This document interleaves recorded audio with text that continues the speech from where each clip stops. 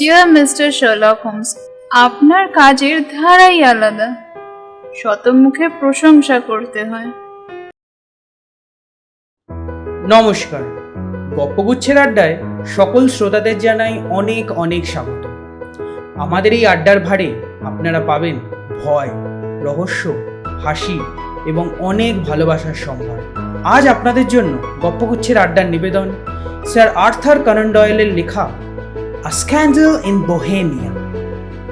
Sir Arthur Conan Doyle জন্মগ্রহণ করেছিলেন 22শে মে 1859 সালে। 1887 সালে স্যার আর্থার কনান ডয়েলের লেখা আ স্টাডি ইন স্কারলেট গল্পের মাধ্যমে শার্লক হোমসের প্রথম আত্মপ্রকাশ। সেই সময় শার্লক হোমস সেরকমভাবে মানুষের মনে দাগ না কাটতে পারলেও 1891 সালে আ স্ক্যান্ডেল ইন বোহেমিয়া গল্প প্রকাশিত হওয়ার পর থেকে শার্লক হোমস ও ডক্টর ওয়াটসনের জুটি মানুষের মন জয় করতে থাকে। সেখান থেকেই তাদের জয়যাত্রা শুরু। আজকে আমাদের গল্পের মূল চরিত্রে রয়েছেন স্বয়ং শার্লক হোমস, ডক্টর ওয়াটসন, বোহেমিয়ার রাজা এবং আইরিন অ্যাডলার। এই গল্পের পরিচালনায়, সাউন্ড এফেক্ট এবং আবহ সঙ্গীতে দেবজিৎ। এই গল্পটিকে বাংলায় অনুবাদ করেছেন দেবজিৎ। শ্রোতাদের সুবিধার্থে আমরা গল্পের কিছু কিছু অংশের লেখা বদল করেছি। কিছু ভুল হলে আপনারা নিজ গুণে ক্ষমা করবেন। আজকের গল্পের পাঠক দীপ, শুভজিৎ, দেবজিৎ এবং নিশা। শুরু হচ্ছে আজকের গল্প আ স্ক্যান্ডেল ইন বোহেমিয়া। শার্লকের চোখে তিনিই নাকি একমাত্র দি ওম্যান, যার সঙ্গে অন্য কারোর তুলনা হয় না। তার মানে এই নয় যে মেয়েটার প্রতি শার্লকের দুর্বলতা ছিল।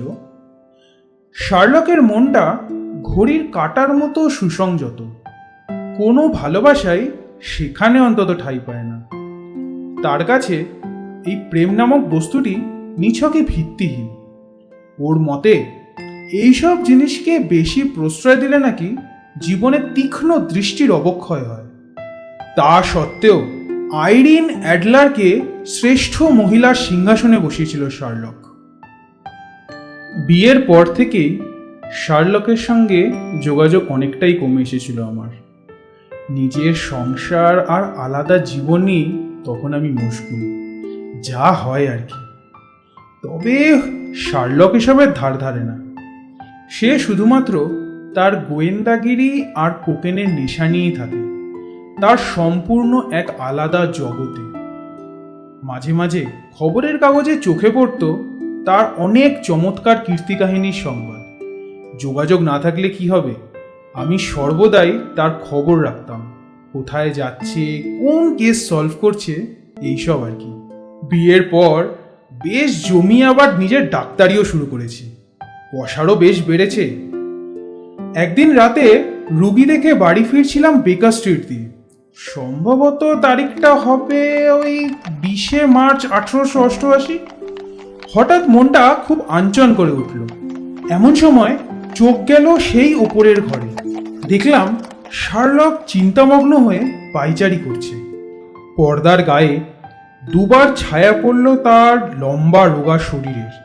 দেখলাম মাথা বুকের ওপরে ঝুঁকে রয়েছে, দুটো হাত তার পেছনে। বুঝলাম এতক্ষণে কোকেনের নেশা কেটে গেছে শার্লকের। এখন সে কাজের নেশায় সম্পূর্ণ বুঁদ হয়েছে। মাথায় সমস্যার ভূত চেপেছে বলেই এত চিন্তায় ছটফট করছে ঘরময়। এই দেখে আমি উঠে গেলাম আমার সেই পরিচিত ঘরে, যেই ঘরে আমি আর শার্লক তুড়ি মেরে অনেক কেস সলভ করেছি।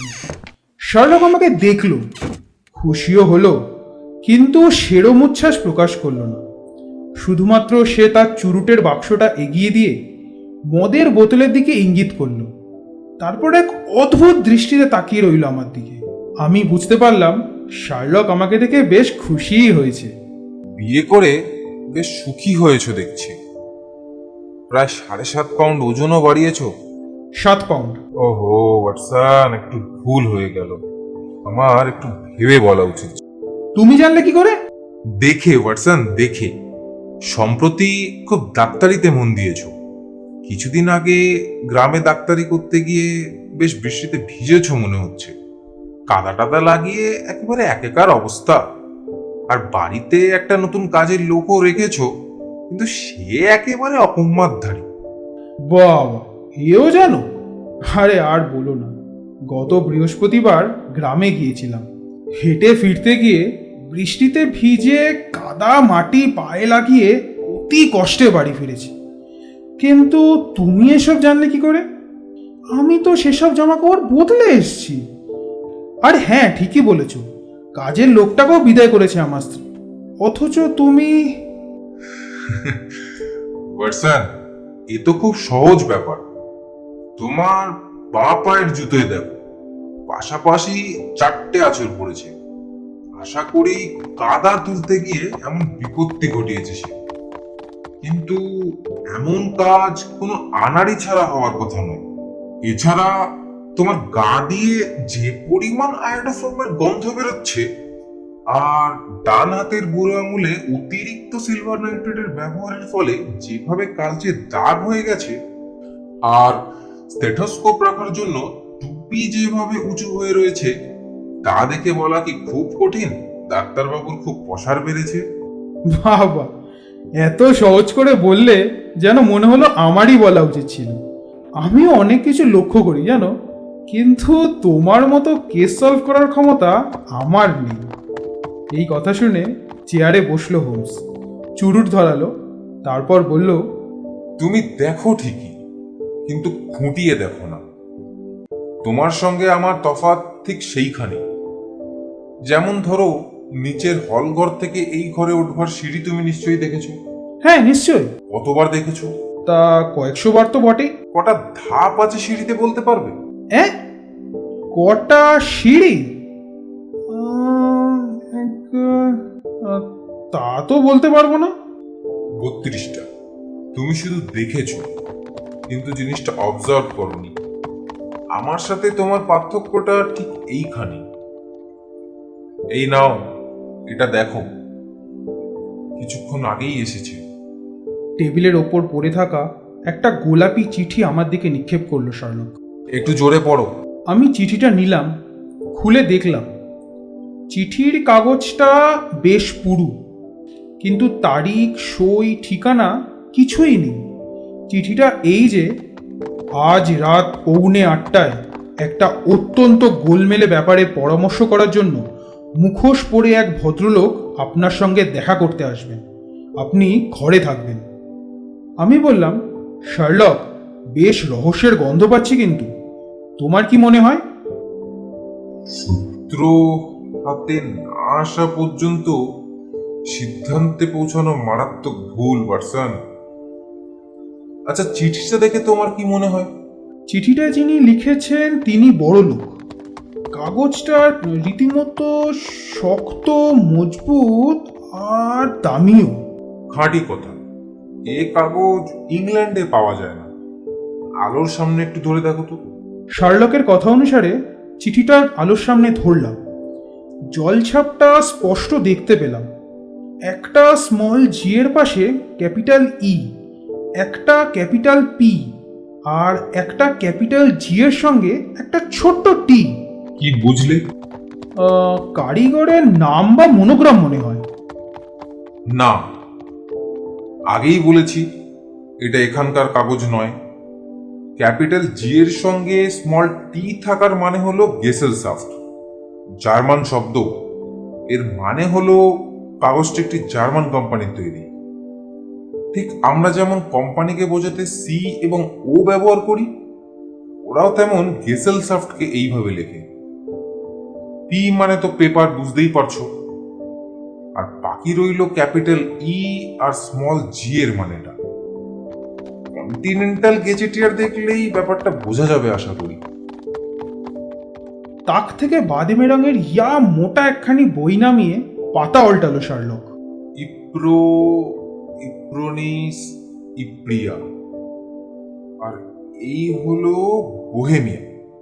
ভাষাটা জার্মান, কাঁচ আর কাগজ কারখানার জন্য বিখ্যাত। বলো, কি বুঝলে? বেশ সতর্কতার সঙ্গে আমি লেখাটা পরীক্ষা করলাম। সিডনি প্যাগেট স্ট্যান্ড ম্যাগাজিন, 1891 সালে কাগজটা তৈরি হয়েছে বোহেমিয়ায়। এবং পত্রলেখক একজন জার্মান। চিঠি লেখার কায়দা দেখেই বোঝা যায় জার্মানরাই এরকম বেরসিক ভাবে লিখতে পারে। শার্লকের কথা শেষ হতে না হতেই ঘোড়ার পায়ের টকবক শব্দ পেলাম আমরা। গাড়ির চাকার ঘড়ঘড় আওয়াজ আমাদের বাড়ির দোরগোড়ায় এসে দাঁড়ালো। একটা ঘণ্টাধ্বনিও শোনা গেল। তারপর শার্লক বলল, ওই বোধহয় ভদ্রলোক এলেন। দুটো ঘোড়ায় টানা গাড়ি মনে হচ্ছে। পরক্ষণেই জানলায় উকি দিল শার্লক।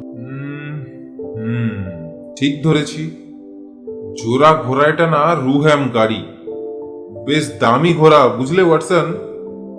বড় লোক ক্লায়েন্ট, ভালো দাও মারা যাবে। এই কথা শুনে আমি বললাম, তাহলে এবার আমি যাই। মোটেই না, কেসটা ইন্টারেস্টিং। না থাকলে পরে আফসোস করতে হবে। আর তুমি তো জানো ওয়াটসন, আমি তোমায় ছাড়া কতটা অচল। তারপর একটা ধীর স্থির ভারিক্কি পদশব্দ সিঁড়ি বেয়ে উঠে এসে স্তব্ধ হলো আমাদের দরজার সামনে। পরক্ষণেই টোকা পড়ল পাল্লায়। বেশ জোরে ঠোকার আওয়াজ, যেন কর্তা ব্যক্তি কেউ। ভিতরে আসুন। ঘরে যিনি ঢুকলেন তিনি বেশ লম্বা, 6.5 ফুটেরও বেশি, হারকিউলিসের মতো গড়ন পিটন। পোশাক দারুণ দামি, কিন্তু ভীষণ জমকালো। ইংল্যান্ডের রুচিতে বেশ অমাননসই। সারা গায়ে কুবেরের সম্পদ যেন ঢেলে দেওয়ার চেষ্টা করা হয়েছে। মাথায় হ্যাট, আধখানা মুখ কালো মুখোশে ঢাকা।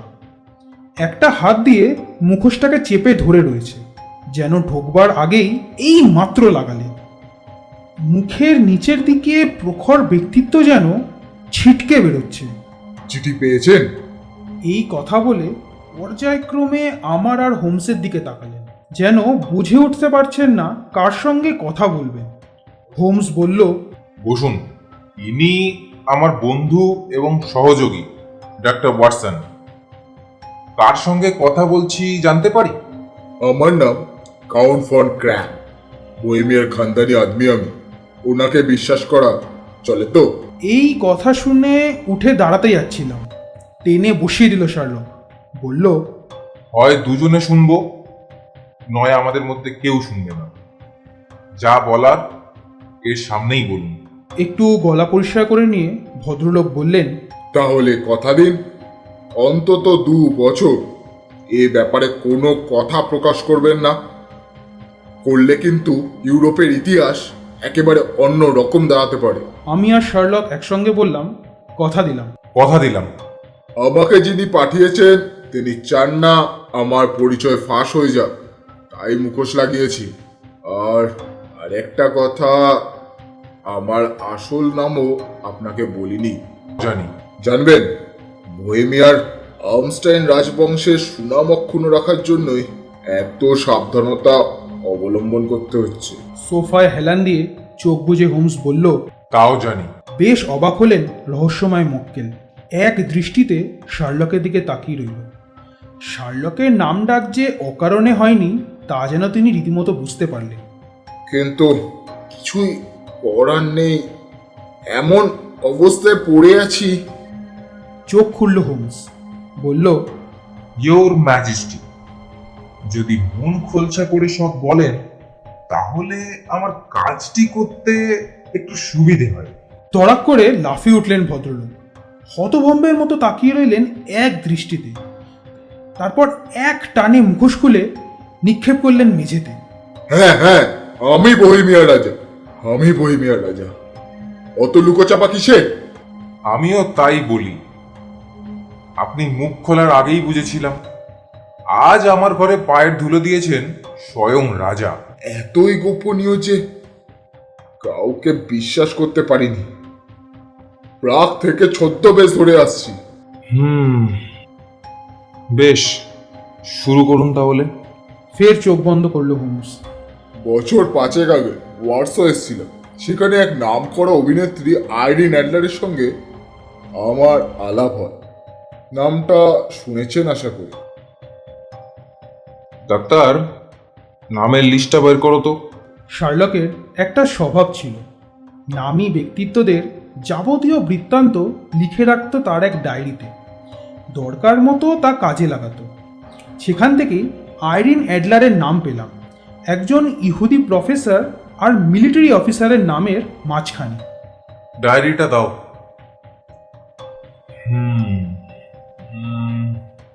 নিউ জার্সিতে জন্ম, সালটা 1858, ইম্পেরিয়াল ওয়ারাস রঙ্গমঞ্চের মূল গায়িকা। থিয়েটার ছেড়ে দিয়ে লন্ডনে আছে। আচ্ছা, বুঝেছি। একে যেসব চিঠি লিখেছেন এখন তা ফেরত চাইছেন, তাই তো? তাই বলতে পারেন। লুকিয়ে বিয়ে করেছিলেন? মোটেই না। কোনো বিল টুইল ওনার কাছে রাখা আছে কি? একদমই না। তাহলে সে চিঠি যে আসল তা সে প্রমাণ করবে কি করে? আমার নিজের হাতের লেখা যে চিঠিটা। দুষ, সে তো নকল করা যায়। প্যাডের কাগজটা যে আমার। তাও চুরি করা যায়। আরে শিল মোহরটা তো আমার। তাও নকল করা যায়। আমার ফটো আছে। সে আর এমন কি, আজকাল কিনতে পাওয়া যায়। কিন্তু দুজনে একসঙ্গে যে আছি ফটোতে। সর্বনাশ, খুব কাঁচা কাজ করে ফেলেছেন মহারাজ। তখন কি আর অত কাণ্ডজ্ঞান ছিল আমার? বয়স কম, যুবরাজ ছিলাম আমি। এখনই তো মোটে 30 বছর বয়স আমার। ফটোটা ওর কাছ থেকে সরানোর চেষ্টা করেননি কেন এতদিন? কিন্তু সে চেষ্টাও করেছি, কিন্তু পারিনি। তাহলে টাকা দিয়ে কিনে নিন। বেচবে না। চুরি করান। 5 বার চেষ্টা করেছি। 2 বার চোর দিয়ে, একবার দেশ ছেড়ে বেরোনোর সময় মালপত্র সরিয়ে তন্ন তন্ন করে খুঁজেছি, কিন্তু একবারও পারিনি। ছবিটা নিয়ে ঠিক কি করতে চান এই বিষয়ে কোনো ধারণা আছে আপনার? স্ক্যান্ডিনেভিয়ার রাজকন্যার সঙ্গে শিগগিরই বিয়ে হবে আমার। মেয়েটি যদি জানতে পারে আমার চরিত্র ভালো নয়, বিয়ে ভেঙে যেতে পারে। আইরিন অ্যাডলার ছবিখানা সেখানেই পাঠাবে মনে হয়। পাঠিয়ে দেননি তো? না, বিয়ের কথা যেদিন আনুষ্ঠানিকভাবে ঘোষণা করা হবে সেদিনই পাঠাবে বলেছে, অর্থাৎ সামনের সোমবার। তাহলে 3টে করে দিন পাচ্ছি হাতে। আচ্ছা, আপনি লন্ডনেই আছেন তো? হ্যাঁ, আমাকে ল্যাংহামে পাবেন। এই নামেই রয়েছি, কাউন্ট ফন ক্র্যাম নামে। আচ্ছা বেশ, খবর তাহলে সেখানেই দেব। আর আমার ফিসটা? যা বলবেন তাই দেব। রাজ্যে অর্ধেকটা দিয়ে দিতে পারি, চলবে তো? এখন হাত খরচ বাবদ যদি কিছু একটু। একটা চামড়ার ব্যাগ বার করে টেবিলে রাখলেন মহারাজ। এই নিন, এর মধ্যে 300 মোহর আর 700 পাউন্ডের নোট আছে। হবে তো? দিব্য। দাঁড়ান, রসিদটা নিয়ে যান। আর আইরিন অ্যাডলারের ঠিকানাটা বলে যাবেন। Brownie Lodge, Serpentine Avenue, Saint John's Wood. আচ্ছা, ফটোটা কি বাঁধানো? হ্যাঁ। গুড নাইট, শিগগিরই খবর দেব। আস্তে আস্তে গাড়ির আওয়াজ দূরে মিলিয়ে গেল। ওয়াটসন, কাল বিকেল 3টে নাগাদ একটু চলে এসো, এই নিয়ে বেশ কথা বলা যাবে।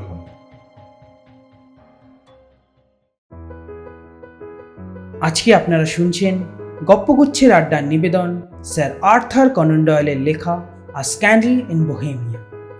এখনও যদি আপনারা আমাদের আড্ডায় অংশগ্রহণ না করে থাকেন তবে সাবস্ক্রাইব করুন আর পাশে থাকা বেল আইকনটি টিপতে ভুলবেন না, নইলে আড্ডার যে কোনো আপডেট আপনারা মিস করবেন। তাহলে আবার শুরু করা যাক। আমি আমার সময়ে খুব সচেতন। পরদিন ঠিক 3টে পৌঁছে গেলাম শার্লকের বাড়িতে। বাড়ির মালকিন জানালেন শার্লক নাকি সকাল 8টায় বেরিয়েছে, কিন্তু এখনও ফেরেনি। আমি গিয়ে বসে রইলাম শার্লকের ঘরে। আমি অপেক্ষারতভাবে এক অদৃশ্যের ন্যায় চেয়ে রইলাম। হঠাৎ ঘড়িতে ঢং ঢং করে 4টে বাজতেই দরজা খুলে ঘরে ঢুকলো এক বদ্ধ মাতাল। পোশাক তার নোংরা, মুখে দাড়ি গোঁফ, চোখ রাঙা। 3-3বার আপাদমস্তক চোখ বুলানোর পরে চিনতে পারলাম আমার সেই বহুরূপী শার্লককে। আমায় একটু ইশারা করেই সে ঘরে ঢুকে গেল। শোবার ঘর থেকে ঠিক 5 মিনিট পরেই বেরিয়ে এলো একটা গ্রাউন পরা ভদ্রলোক। আগুনের সামনে পা ছড়িয়ে বসে পেট ফাটা হাসি আসলো বেশ কিছুক্ষণ ধরে।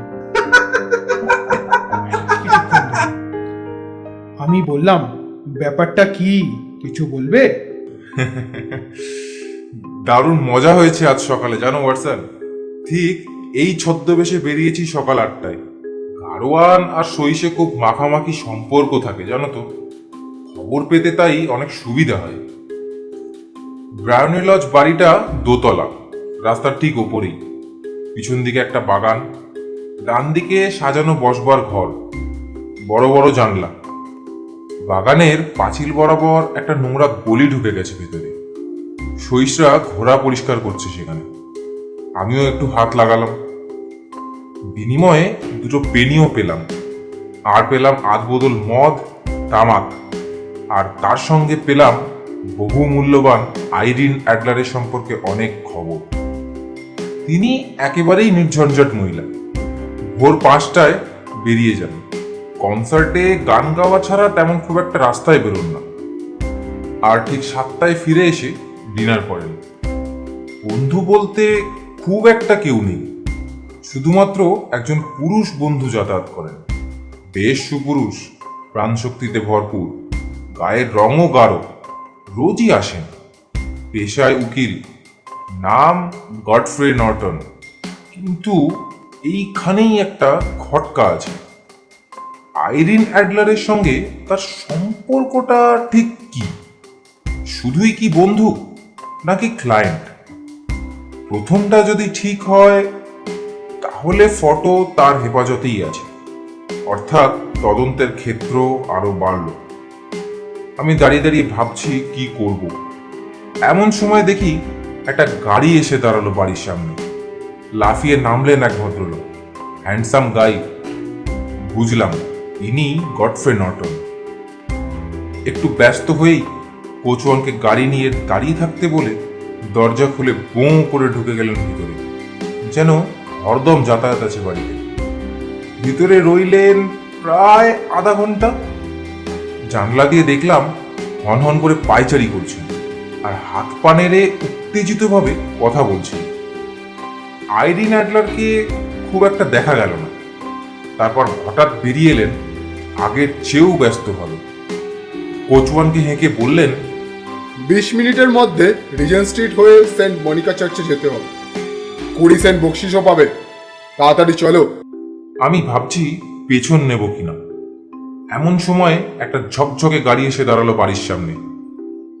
খুব তাড়াহুড়ো করে ঘোড়া জোতা হয়েছে গাড়িতে। কোর্টের বোতাম লাগানোর সময়ও পাননি কোচওয়ান। একজন মহিলা ঝড়ের মতো বাড়ি থেকে বেরিয়ে এলেন। ওয়াটসন, ওয়াটসন, ওয়াটসন, কি অপূর্ব দেখতে তাকে। দেখলেই যেন মনে হয় প্রেমে পড়ে যাই। ধ্যাত, রাখো তো তোমার কথা, বেজায় সময় নষ্ট না করে বলো তো তারপরে কি হলো, বলো বলো। আইরিন অ্যাডলার গাড়িতে উঠেই বললেন, 20 মিনিটের মধ্যে সেন্ট মনিকা চার্চে চলো। যেতে পারলে 20 সেন্ট বকশিস দেবো। উল্কা বেগে গাড়ি ছুটে চলল শহরের ফাঁকা রাস্তা দিয়ে।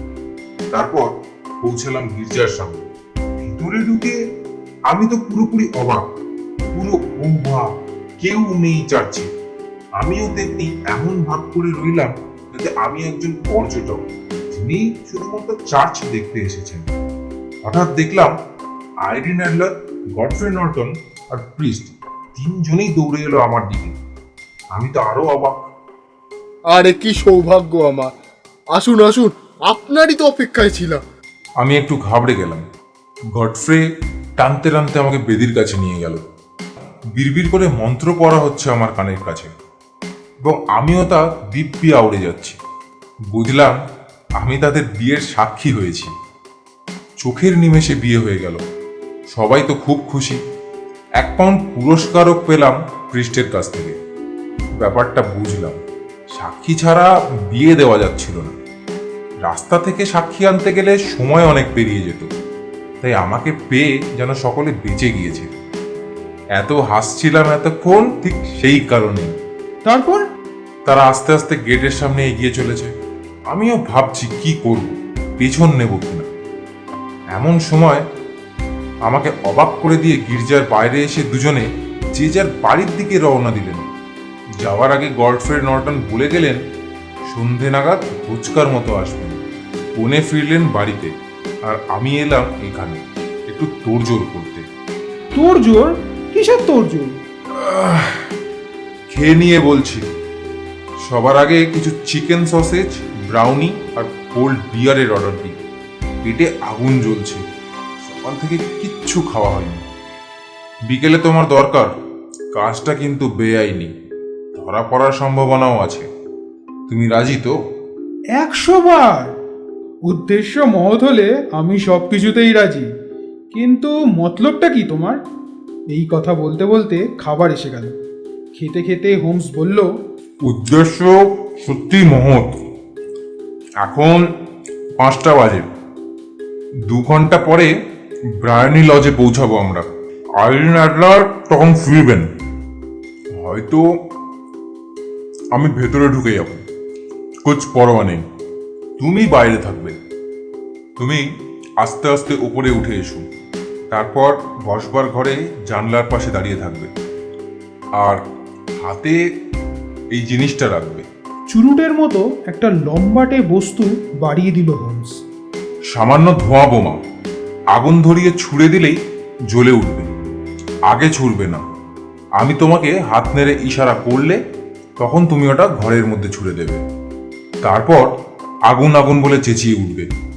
ভিড় জমে উঠলেই আস্তে আস্তে সরে পড়বে ওখান থেকে। তারপর মোড়ের মাথা পেরিয়ে সামনের গলিতে এসে দাঁড়াবে মিনিট 10। আমি সেখানেই আসবো, বুঝতে পেরেছো তো? হ্যাঁ। দাঁড়াও, আজ বিকেলের ছদ্মবেশটা তোমাকে দেখাই। এই কথা বলে শোবার ঘরে ঢুকে গেল হোমস। ফিরে এলো এক পাদ্রীর ছদ্মবেশে। শুধু পোশাক নয়, চোখ মুখের চেহারাও পর্যন্ত পাল্টে গিয়েছে। শার্লক এই ডিটেকটিভ জগতে চলে আসলো বলে, নইলে ও যদি অভিনয় জগতে যেত তবে থিয়েটার দুনিয়া এক অমূল্য রত্নকে পেত। হ্যাঁ, বিজ্ঞান জগৎ হারাতো এক চুলছেরা বিশ্লেষককে, কিন্তু সেসব কথা থাক। বেকার স্ট্রিট থেকে যখন বেরোলাম তখন 6টা বেজে 15 মিনিট।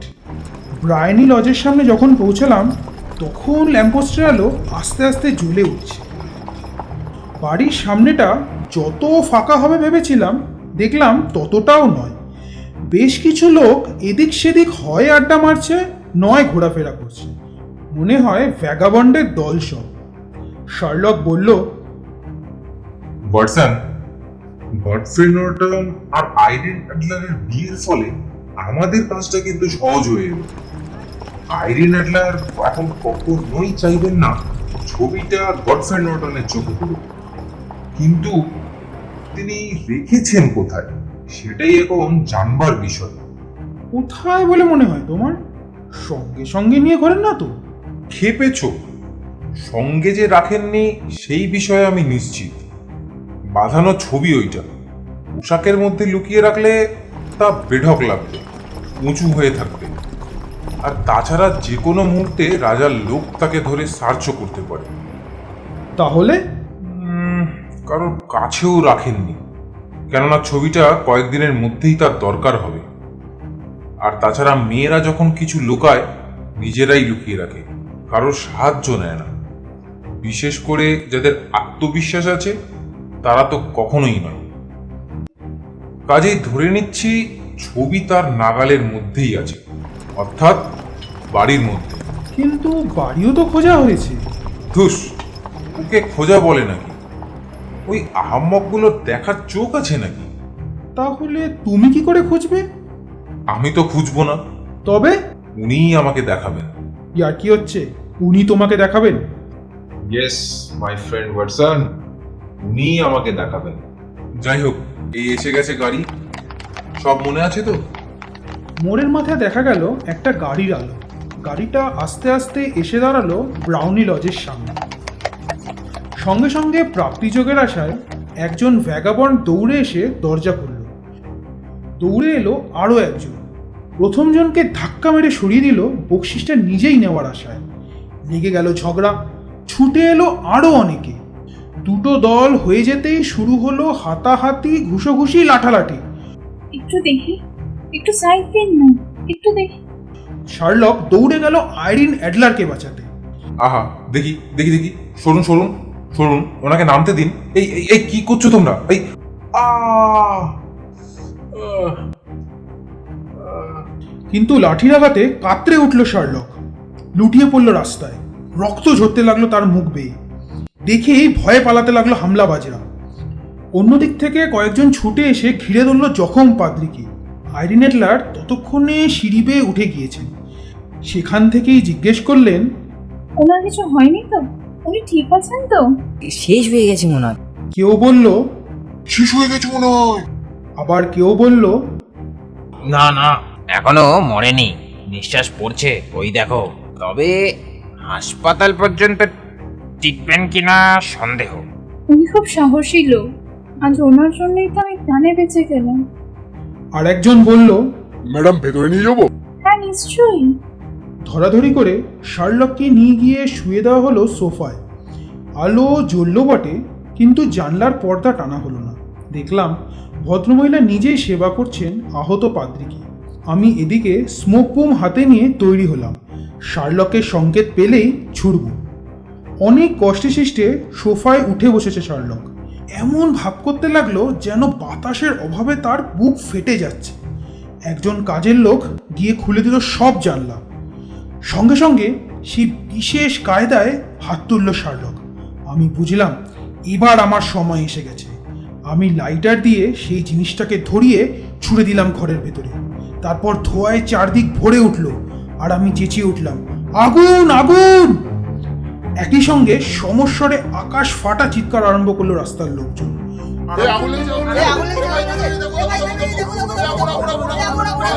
গল গল করে পুঞ্জীভূত ধোঁয়া বেরিয়ে এলো জানলা থেকে। প্রচন্ড হট্টগোলের মধ্যে কেউ কেউ টেনে লম্বা দিল সেখান থেকে। তারই মাঝে শুনলাম শার্লকের গলা, আপনারা শান্ত হন, শান্ত হন। এটা একটা ফেক অ্যালার্ম, ভয় পাওয়ার কিচ্ছু নেই, আগুন ফাগুন কিচ্ছু লাগেনি। আমি আস্তে আস্তে ওখান থেকে সরে এলাম। শার্লক আমাকে যেখানে দাঁড়াতে বলেছিল সেখানে চলে এলাম। 10টা মিনিট দাঁড়ালাম। শার্লক এসে আমায় টেনে নিয়ে দ্রুত পায়ে হেঁটে চলল আমাদের বাড়ির দিকে। সাবাস ডাক্তার, সাবাস। এর থেকে ভালো যেন কিছুই হতে পারতো না। ফটোটা কোথায় আছে জেনে ফেলেছি। কি করে জানলে? আগেই বলেছিলাম উনি দেখিয়ে দেবেন। কিছুই তো বুঝলাম না। রাস্তার লোকগুলো যে আমার ভাড়াটে অভিনেতা তা নিশ্চয়ই তুমি বুঝেছো। তা সন্দেহ হয়েছিল। গোলমালের শুরুতে দৌড়ে গিয়েই 2 হাত মুখে রোগড়ে নিয়েছিলাম। আগে থেকেই লাল রং মেখে রেখেছিলাম হাতে। জখম হওয়ার ভান করতেই ডাইনিং রুমে না ঢুকিয়ে পারলেন না ভদ্রমহিলা। বাড়ির কোন ঘরে ফটো লুকিয়েছেন সঠিক জানতাম না। বসবার ঘরও হতে পারে, আবার শোবার ঘরও হতে পারে। সেটা জানবার জন্যই ঘরের মধ্যে স্মোক বমটা ছড়ালাম তোমাকে দিয়ে। বাড়িতে আগুন লাগলে মেয়েরা আগে সবচেয়ে দামি জিনিস বাঁচাতে ছুটে যায়। মায়েরা দৌড়ে যায় তার বাচ্চার দিকে, কুমারীরা যায় গয়নার দিকে। আইরিন অ্যাডলার দৌড়ালেন ঘন্টার দড়ির ওপরে একটা আলগা তক্তার দিকে। আধখানা টেনে সরাতেই ভেতরকার ফাঁকে দেখলাম ফটোটা। তারপরেই যখন বললাম আগুন লাগেনি, উনি সেখানকার ফটো সেখানেই রেখে দিয়ে ধোঁয়া বোমাটার দিকে একবার তাকিয়ে বেরিয়ে গেলেন ঘর থেকে। সেই ফাঁকেই ছবিটা সরিয়ে নিলে হতো, কিন্তু কোচওয়ান লোকটা ঘরে ঢুকে এমন কটমট করে চেয়ে রইল আমার দিকে যে ঠিক ভরসা হলো না। তাই ভাবলাম বেশি তাড়াহুড়ো না করাই ভালো। তাহলে এবার কি করবে? ভাবছি কাল সকাল 8টায় খোদ মহারাজকে নিয়ে যাব আইরিন অ্যাডলারের বসবার ঘরে। উনি অবশ্য নেমে এসে আমাদের কাউকেই দেখতে পাবেন না, সেই সঙ্গে দেখবেন ফটোটাও নেই খুপড়ির মধ্যে। আমি চাই মহারাজ নিজেই নিজের ছবি উদ্ধার করুন। আর দেরি নয়, এখনই লিখে জানিয়ে দিচ্ছি মহারাজকে। বেকার স্ট্রিটে পৌঁছে গেলাম কথা বলতে বলতে। দরজার সামনে দাঁড়িয়ে চাবির জন্য পকেটে হাত দিল শার্লক। অমনি কানের কাছে শুনতে পেলাম স্বাগত ভাষণ। Good night Mister Sherlock Holmes. রাস্তায় তখন গম গম করছে লোকজন। মনে হলো এক ছোকরার দিক থেকে ভেসে এলো কথাটা। হন হন করে আমাদের পাশ দিয়ে এসে চলে গেল সামনে। শূন্য দৃষ্টিতে সেদিকে চেয়ে মৃদু স্বরে হোমস বলল, চেনা গলা, কিন্তু লোকটা কে? সে রাতে আমি আর বাড়ি ফিরলাম না, বেকার স্ট্রিটের বাড়িতেই থেকে গেলাম। পরের দিন সকালে হন্তদন্ত হয়ে ঘরে ঢুকলেন বোহেমিয়ার রাজা। ঢুকেই হোমসের কাঁধ খামচে ধরে ব্যগ্র কণ্ঠে বললেন, পেয়েছেন? এখনো পাইনি, কিন্তু এইবার পাবেন। তাহলে চলুন, আর দেরি কেন? কিন্তু যাব কিসে? একটা গাড়ি লাগবে তো। আরে সে নিয়ে ভাববেন না, আমার গাড়িটা নিচে রাখা আছে। তাহলে আর দেরি কেন, চলুন। নিচে নেমে এলাম আমরা। রুহ্যাম গাড়িতে চেপে রওনা হলাম ব্রায়নি লজের অভিমুখে। যেতে যেতে হোমস বলল, আইরিন অ্যাডলারের বিয়ে হয়ে গেছে, আপনি কি জানেন মহারাজ? বলেন কি, কবে? এই তো কালকেই। কার সঙ্গে? নামকরা উকিল গডফ্রে নর্টনের সঙ্গে। কিন্তু আইরিন কি তাকে ভালোবাসে? আশা করি বাসেন, আর তাকে ভালোবাসেন বলেই আপনাকে তিনি ভালোবাসেন না। তাই আপনার ভালো মন্দ নিয়ে তার আর কোনো মাথা ব্যথাও থাকবে না। একদম চুপ করে গেলেন রাজা। নিঃশব্দে বসে রইলেন পথের বাকিটুকু। উদ্বেলিত আবেগ প্রকাশ করলেন না বাড়ি। ব্রায়নি লজের সামনে গিয়ে দেখি দরজা খোলা। সিঁড়িতে দাঁড়িয়ে একজন কাজের লোক আমাদের দেখেই তাচ্ছিল্যর হাসি হেসে বলল, আপনি কি মিস্টার শার্লক হোমস? চমকে উঠল হোমস। বলল, হ্যাঁ, আমি মিস্টার শার্লক হোমস। কেন বলুন তো?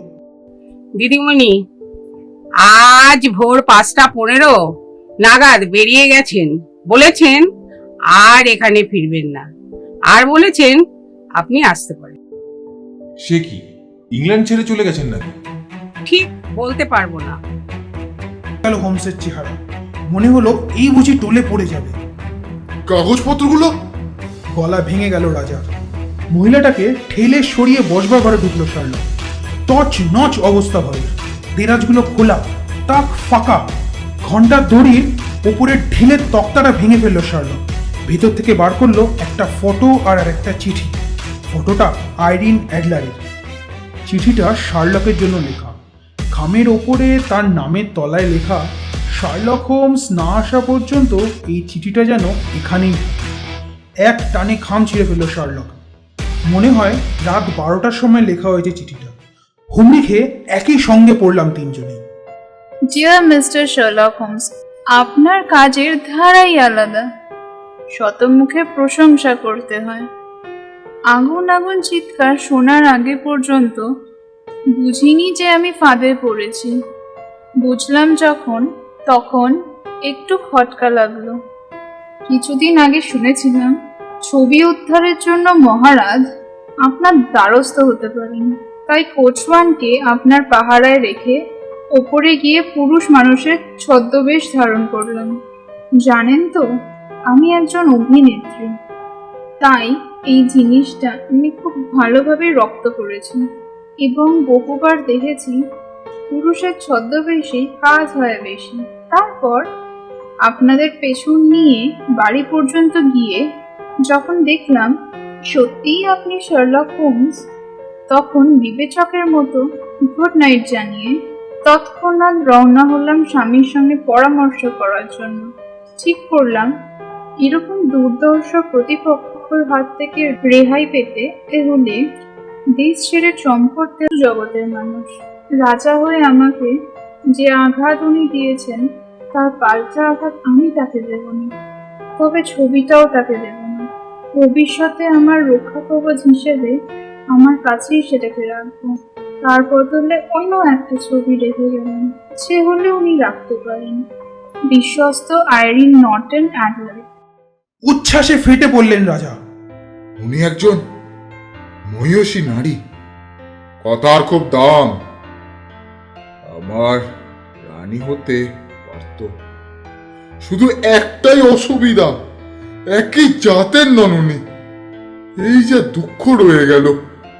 একদমই উচ্ছ্বাস না দেখিয়ে শার্লক বলল, আমিও তাই দেখছি। উনি আপনার সমান শ্রেণীর নন।